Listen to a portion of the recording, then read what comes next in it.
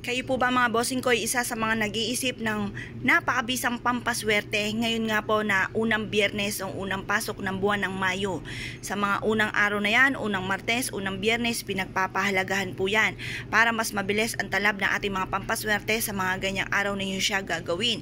Pero syempre kailangan mga bossing ko may 100% kang paniniwala sa gagawin ninyong pampaswerte at naka-mindset sa inyong isipan na kayo magtatagumpay at hindi kayo mamalasin.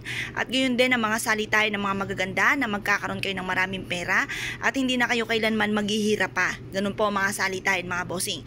Ngayon pa mga bossing, gamitan po natin ito ng mga napakasuswerteng materyales kagaya po nitong ating bulak. Para mas maging magaan ang daloy po ng swerte mga bossing, gamitan natin ito ng bulak. At ganun din po mga bossing ko, puting-puti ang ating pong bulak para maging very smooth ang daloy ng swerte. At ito naman po mga bossing ko ang ating pong luya. Ang luya ay nagtataboy ng mga negatibong enerhiya.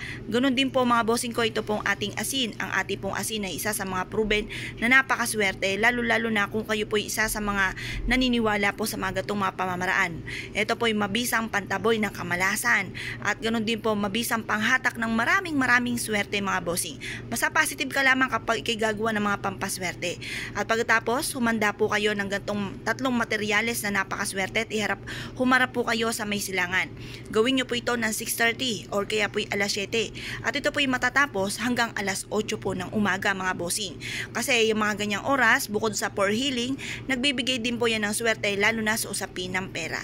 Ngayon po mga bossing, mag-wish na kayo ng mula sa puso. Sabihin nyo sa pamamagitan nito, magtutuloy-tuloy ang agos ng swerte at kailanman na hindi na kayo mamalasin pa. Lahat ng mga pangarap nyo ay matutupad. Sabihin nyo na ito ng walang gamit na sana, direct to the point mga bossing. Pagtapos na po kayo mag-wish, ibilad nyo ito hanggang alas 8 po ng umaga.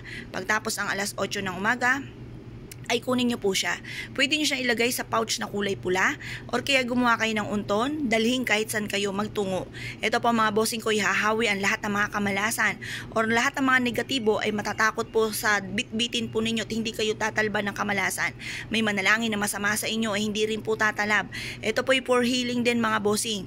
Kung ikaw po ay may masamang pakiramdam or kung ano man po ay naramdaman nyo na parang kakaiba, mainam na meron din po kayong ganito.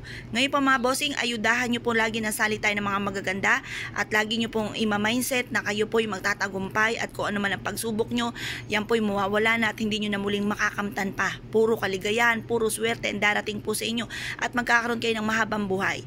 Ngayon po mga bossing, kung kayo po'y naniniwala sa mga gatong mapamamaraan at nais nyo po itong gawin, ay siya ay lumarga po kayo at subukan nyo po ito. Kaya kung kayo gagawa, good luck po sa inyo lahat!